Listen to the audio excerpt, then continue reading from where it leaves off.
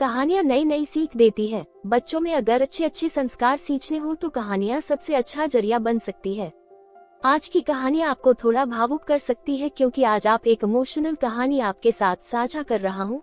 हाँ, इमोशनल करने के साथ एक बहुमूल्य बोध भी आप इस कहानी से सीख सकते हैं, इसलिए इसे पूरी जरूर पढ़िएगा। हर दिन एक भिखारी दरवाजे के पास आकर भीख मांगता था और घर का मालिक हमेशा घर के बाहर आते ही उसे देखकर फिर जाया करता। कई बार उसके लिए गालियाँ भी बकता।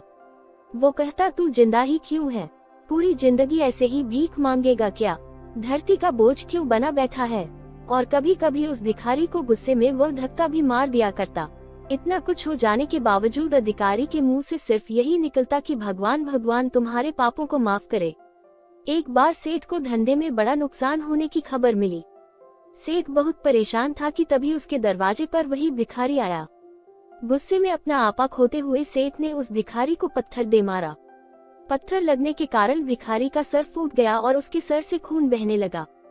फिर भी दर्द से कराहते हुए भिखारी ने इतना ही कहा, भगवान तुम्हारे पापा को माफ करे। भिखारी वहाँ से चला गया। सेठ सोच में पड़ गए। भिखारी को पत्थर मारा, फिर भी उसने सिर्फ प्रार्थना की। सेठ का गुस्सा शांत हुआ, शेर का मन शांत हुआ। भिखारी का रहस्य जानने के लिए सेठ ने भिखारी का पीछा करना शुरू कर दिया। भिखारी जहाँ जहाँ जाता सेठ उसके पीछे जाता। सेठ ने देखा कि कोई उसको खाना देता, कोई उसको मारता, कोई अपमानित करता तो कोई गाली देता। लोग भिखारी के साथ चाहे जैसा व्यवहार करते, लेकिन भिखारी सबके लिए एक ही प्रार्थना करता, भगवान तुम्हारे पाप माफ करें। अब रात होने को आई थी।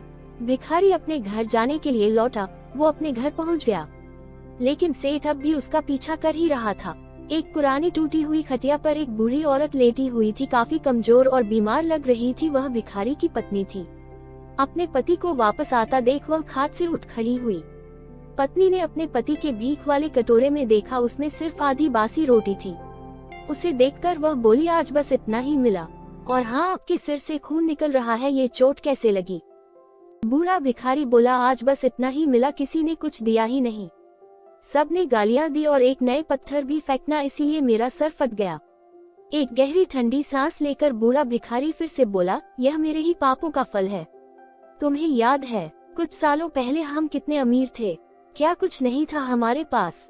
हमारे पास हर चीज जरूरत से ज्यादा थी, लेकिन हमने कभी दान नहीं किया। और उससे भी बुरा हमने उस अंधे भिखारी के साथ किया जो हमारे द्वार पर भीख मांगने आया करता था। बूढ़ी पत्नी की आंखों में आंसू आ गए। वह बोली, हाँ, हम उस बेचारे अंधे के साथ बहुत बुरा करते थे। उसका अपमान करते थे, उसे खाने के लिए रोटी की जगह कागज दिया करते, उसका मजाक उड़ाया करते और कभी कभी मारा भी करते। मैंने कभी उसको रास्ता नहीं दिखाए। एक बार मैंने उसके मुंह पर मिट्टी भी फेंकी थी और वह हमेशा दुखी होकर यही कहता कि भगवान तुम्हें तुम्हारे किए की सजा देगा, भगवान तुम्हारे पापों की सजा जरूर देगा। उसका श्राप सच हुआ और हम इस दुख भरी जिंदगी में आ गए।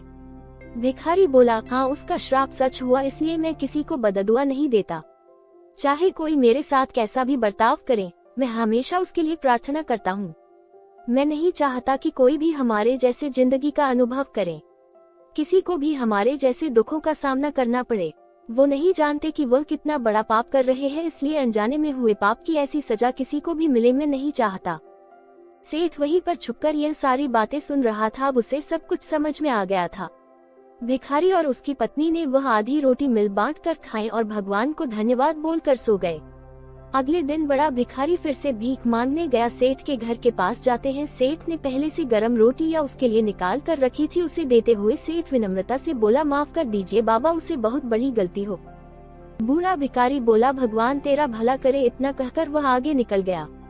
इस कहानी से जो सीख लेने लायक है वह बड़ी ही सिंपल है कि आदमी चाहे किसी के बारे में बुरा कहे या भला करे, लेकिन भगवान सिर्फ कर्म के हिसाब से उसको फल देता है। क्या हुआ अगर भगवान नहीं दिखता है? लेकिन ये बात बिल्कुल सच है, उसके खाते में सबका हिसाब बहुत बहुत पक्का होता है। इसलिए जब किसी के लिए कुछ भी करो तो अच्छा ही करो।